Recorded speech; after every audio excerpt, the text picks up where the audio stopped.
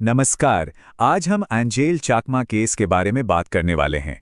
ये एक ऐसी दर्दनाक घटना है जिसने पूरे भारत को अपनी पहचान और न्याय जैसे कुछ बहुत ही मुश्किल सवालों के आईने में खड़ा कर दिया है। तो चलिए इस मामले को जरा गहराई से समझते हैं।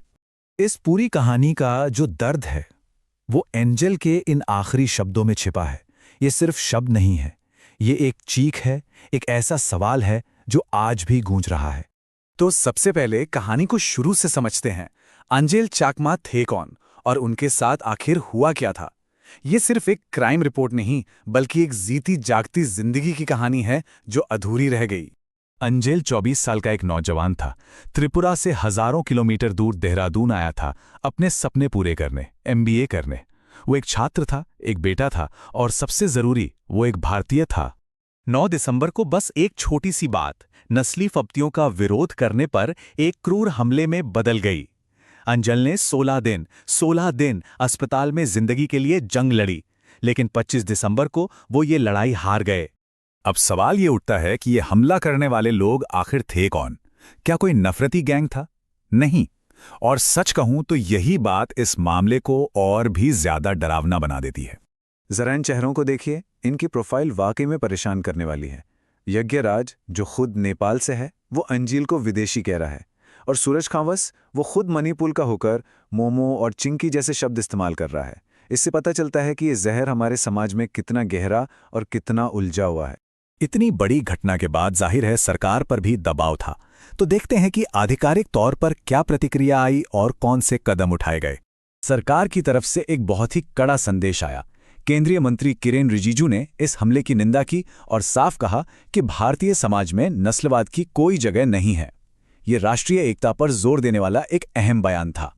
और सिर्फ बयान ही नहीं, एक्शन भी लिया गया।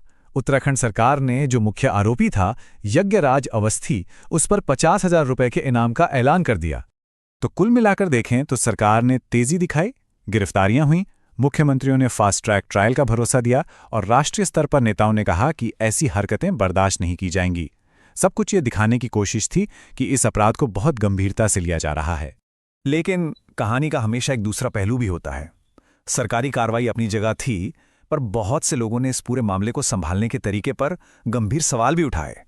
और देखिए, यहीं पर कहानी में एक बड़ा मोड़ आता है। एक तरफ सरकार हत्या के आरोप में गिरफ्तारी की बात कर रही थी, तो दूसरी तरफ परिवार और एक्टिविस्ट का यह आरोप था कि पुलिस ने तो शुरुआत में नस्ली नफरत को एक मजाक बताकर पूरे मामले को कमजोर करने की कोशिश की थी। सोचिए, एक जान चली गई और उसे मजाक का नतीजा बताया जा रहा था। और फिर ये मामला पूरी तरह से सियासी हो गया। सरकार का पक्ष था कि ये एक दुखद लेकिन एक अकेली घटना है।